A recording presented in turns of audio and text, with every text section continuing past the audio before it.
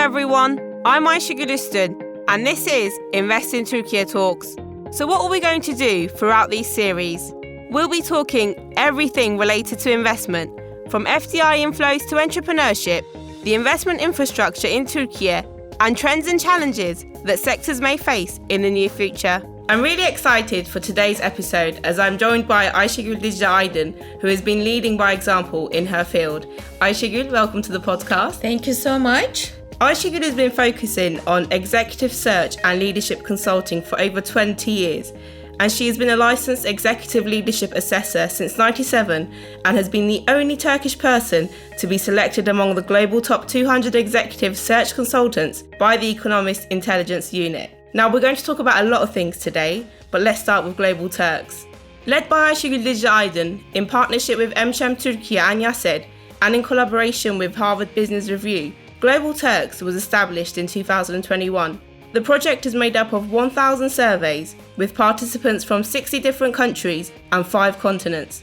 Now, I don't want to do all the talking, Ayşegül, so let's start with Global Turks. How did the idea come about? What was its main mission? And what can you share about the results? Thank you so much again.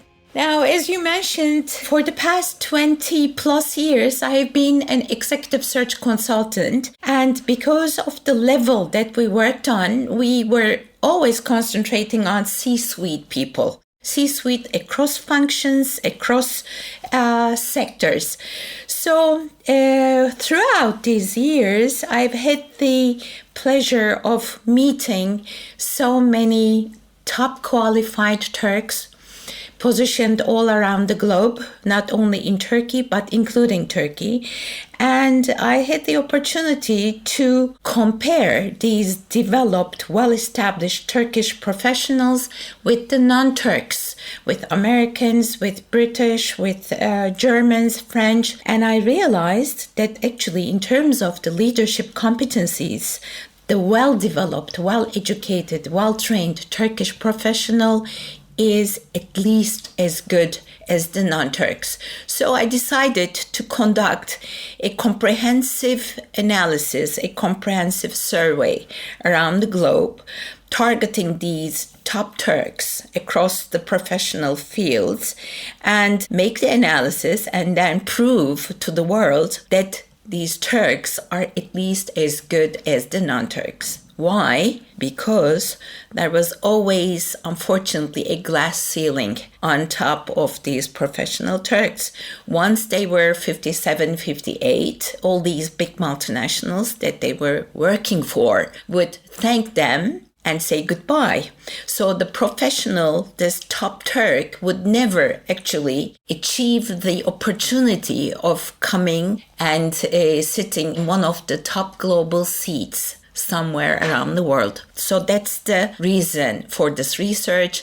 And now the idea, the research has turned into an initiative, the Global Turks initiative. So that's the main reason behind it. You obviously had experience 20 plus years before this study anyway, so you know a lot of Turkish professionals that work in C-level positions. Yes. But after this project, how would you describe Turkish professionals in the business world? What character traits do we have that maybe other nationalities don't? First of all, we are extremely resilient, much more than other developing country professionals. We are ready to combat difficulties in any sense, and I call it climbing the wall. And result orientation is very high. Again, is somewhat higher than other developing and developed country professionals.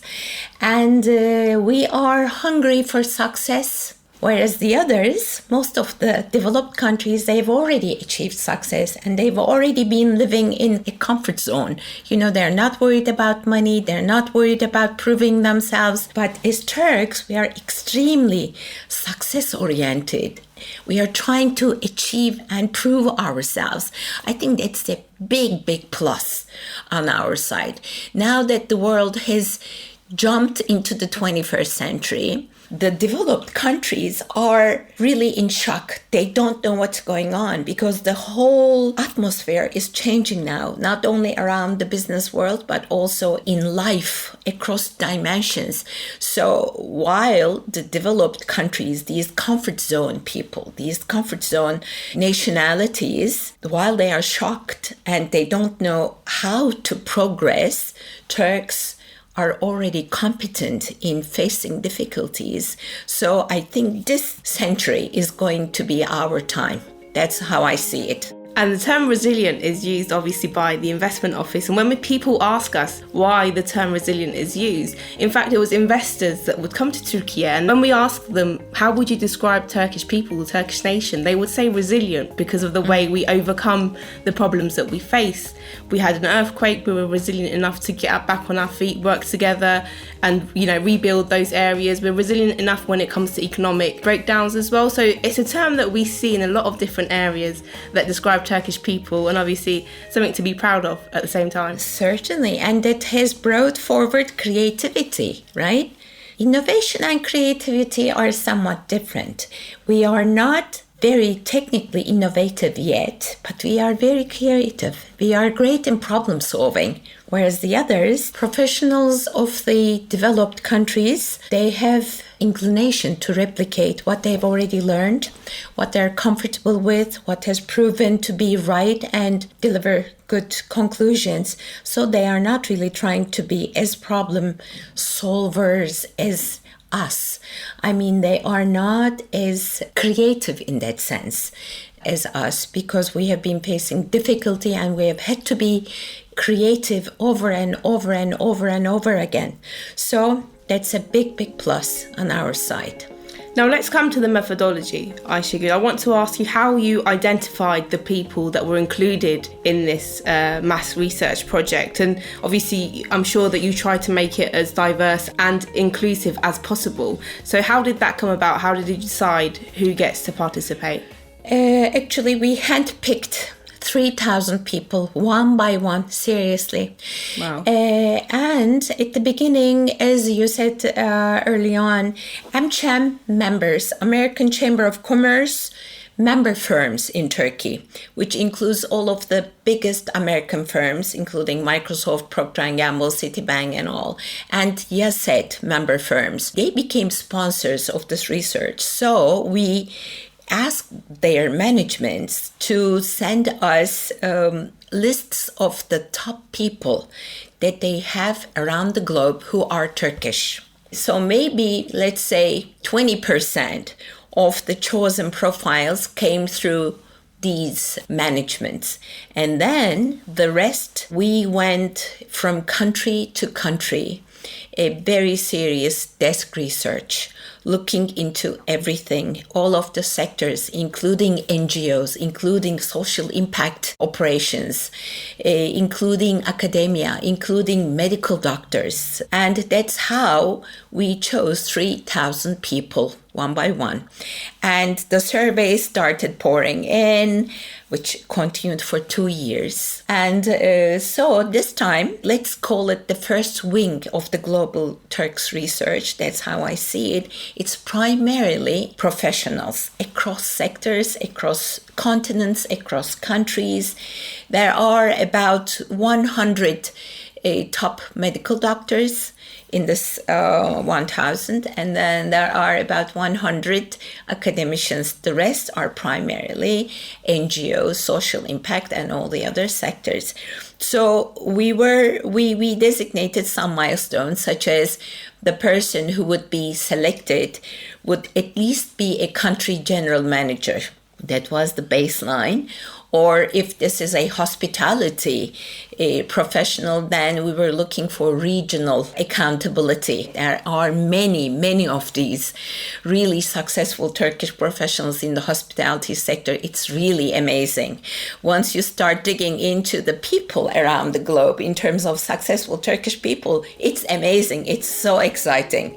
Brilliant. No, it's brilliant to hear because we don't really hear of these people, right? We hear about the sports people. We hear about, Arda Güler's transfer to Real Madrid, for example. Everybody knows about that, but you won't hear about the person that's very successful in managing, a very big hotel group in East Asia, for example. You won't hear about that, but you'll hear about the sports people because they have the media on their side. So it's great to hear that, and it's great to see how excited you are when you talk about the results as well.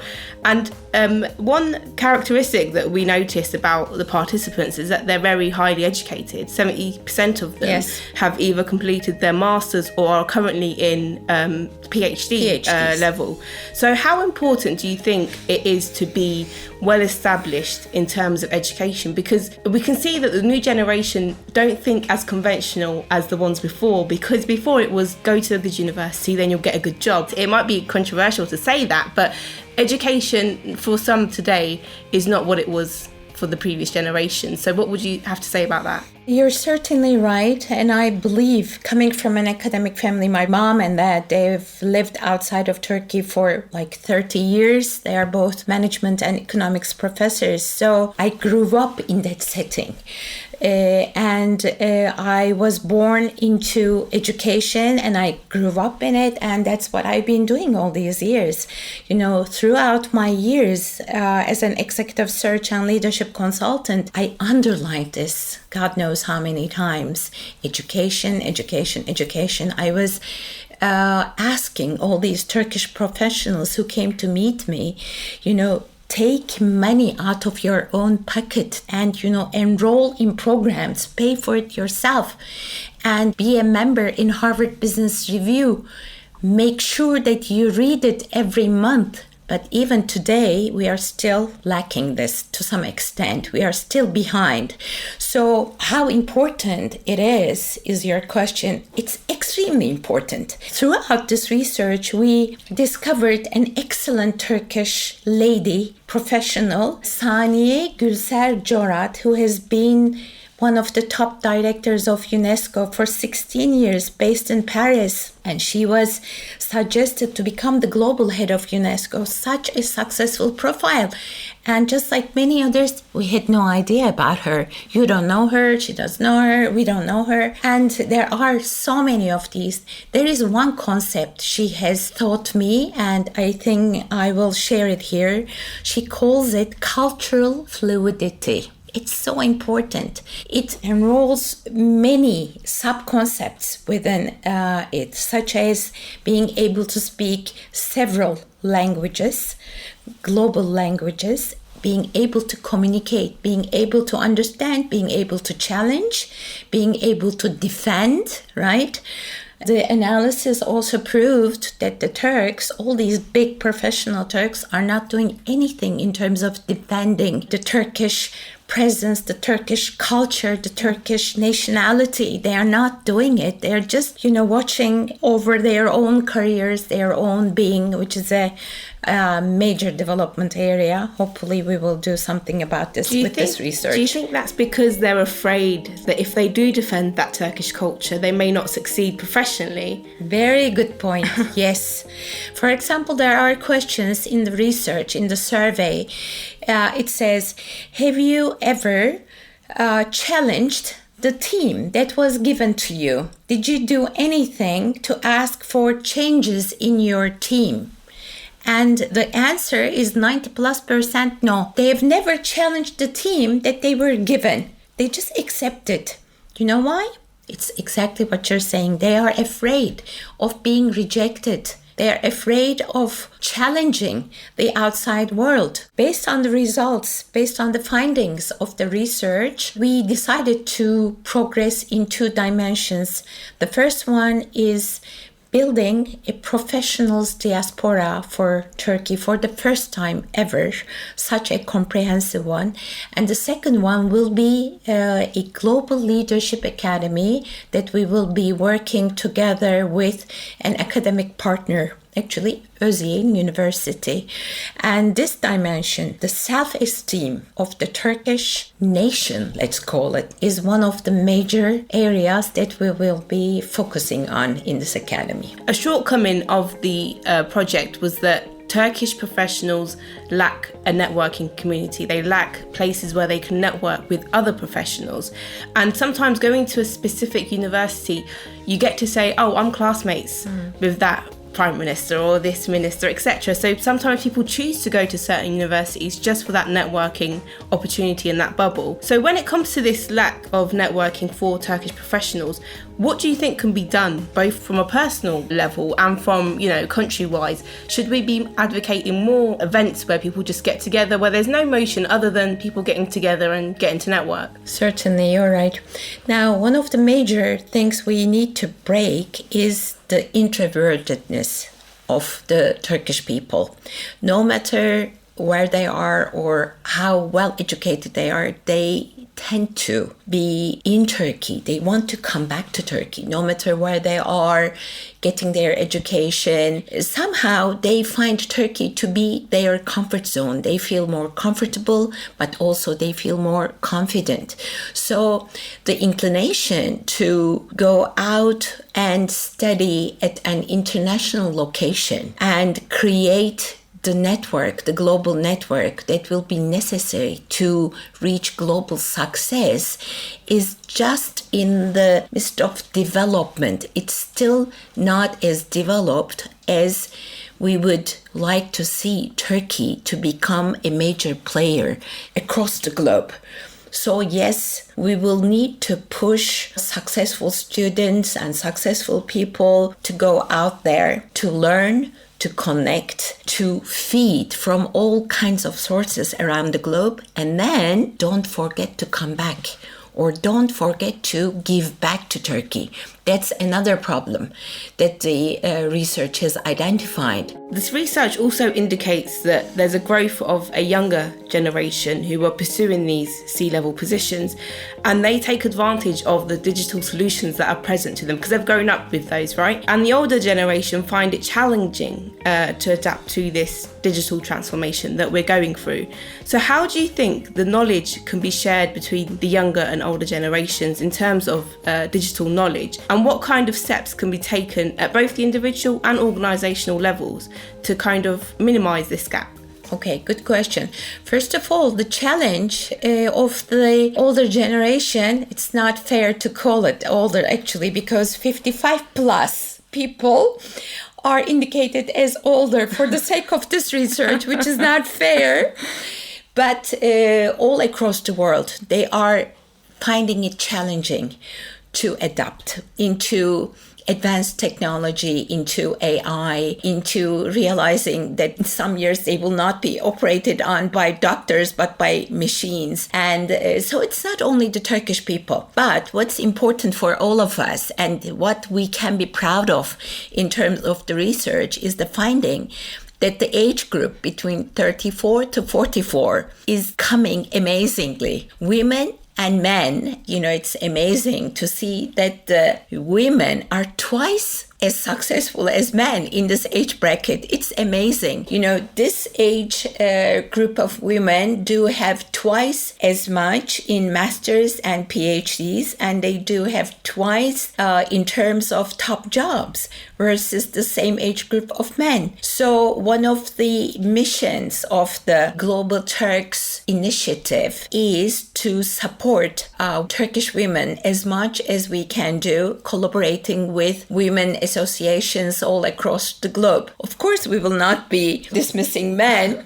Of course not. And we will be proudly working on everybody. And in terms of how to support them is not only by technical developmental programs, but also always coming back to self-esteem. Let's always remember this. The self-confidence level, the self-esteem needs to be worked on. And then I believe that in this new century, which we call the VUCA environment, vulnerable, unknown, complex, the Turkish will have much, much greater opportunities to prove themselves and to help the world in this very difficult time.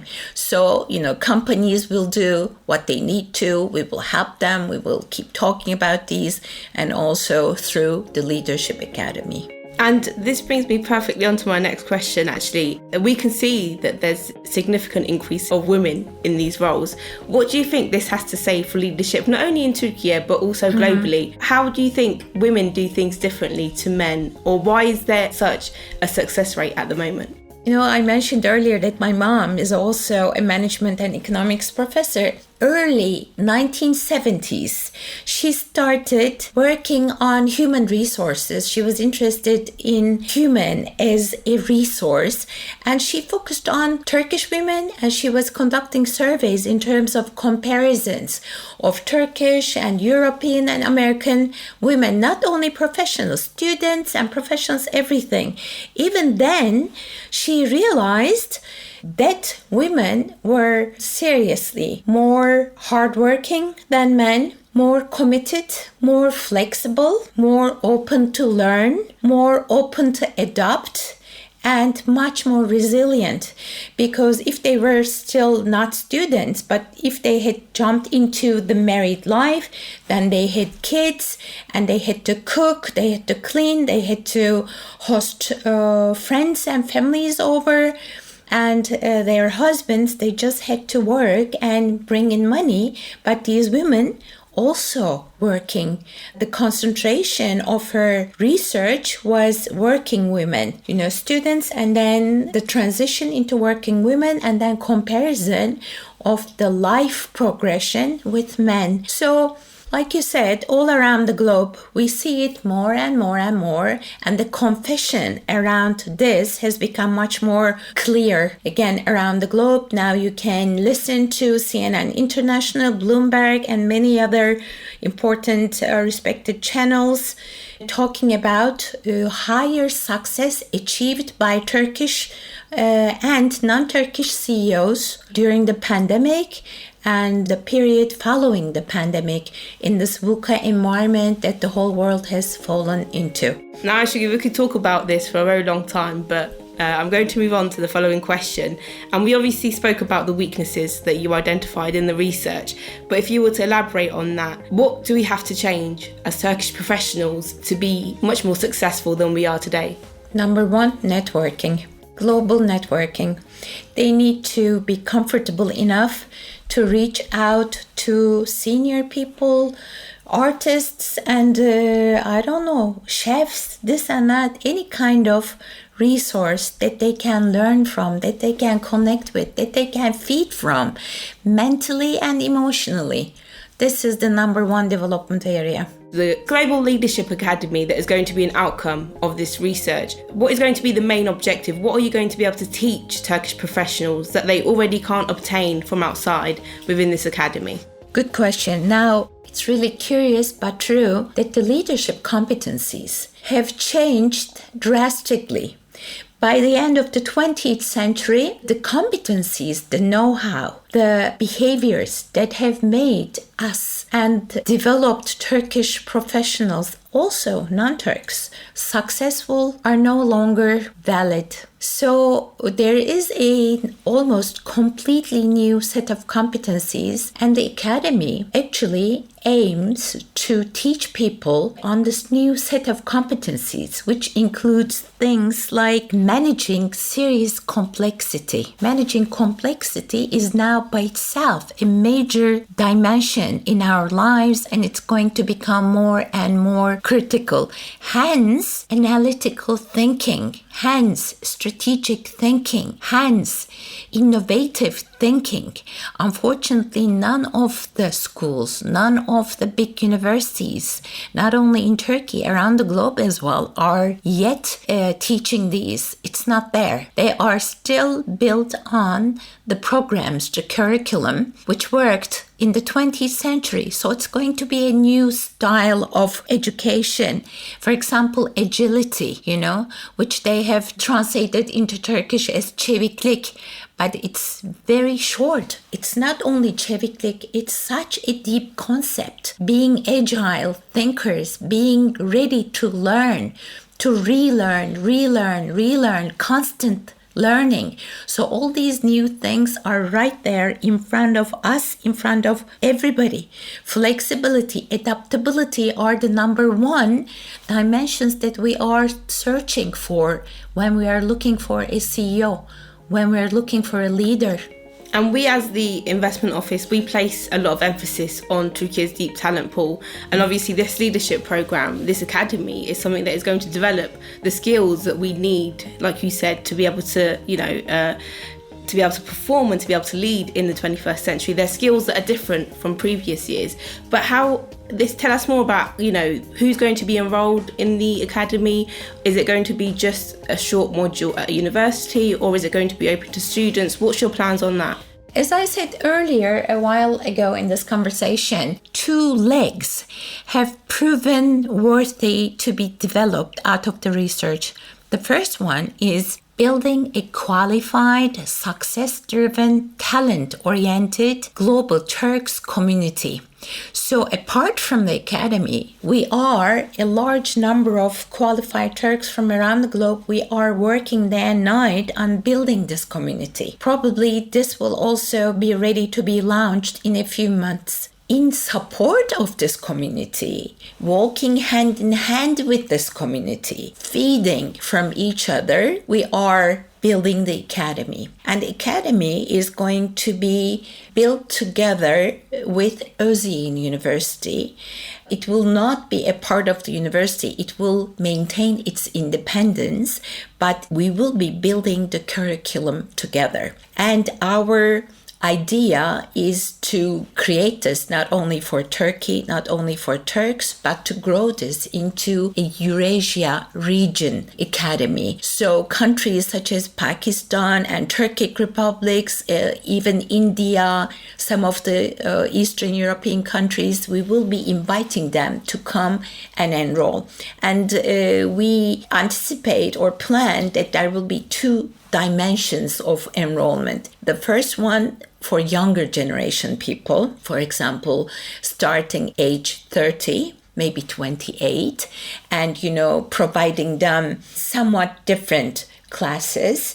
And the other one for the already quite developed directors of the Turkish holding groups who are in Turkey, because we need to develop the next generation of leaders within Turkey so that they will be confident enough, strong enough, culturally fluid enough to go out there, learn, and come back and have Turkey develop continuously. And the international ones, the international community of the Global Turks. So probably it will evolve in circles over time, and the sponsors will be AmCham, and maybe Yaset will continue to be in there, and TÜSİAD now is coming into the picture. Investment Office has been one of our main supporters from day one, and of course the big corporates. So actually, in my head, I call this Enhancing the Nation program. Even after we're dead, we're gone, I'm hoping to see that the sponsors will build such a strong, sustainable mechanism that this will continue, and this Enhancing the Nation program will evolve into a main developmental program for our nation. And I'm sure it's going to add to the legacy that you already have. So congratulations on the vision. I hope so. Okay, Ayşegül, I'm going to end it here for today, but it's been a pleasure to have you on the podcast, and I'm sure this is a topic that we could talk about for a very, very long time, but unfortunately we're out of time today. Thank you for joining us. Thank you so much. I've enjoyed it tremendously. In today's episode with Ayşegül Dicle Aydın, we talk about the Global Turks survey conducted with 1,000 Turkish professionals with the aim of identifying problems faced by Turks in C-level positions. Ayşegül also talks about the Leadership Academy that has grown as a result of this project and the way in which this will contribute to the learning of skills required to succeed in the 21st century. You can find our podcast on all streaming platforms, and for more updates and information, follow Invest in Turkey on social media. Stay tuned for more episodes where we'll be talking more about investment in Turkey.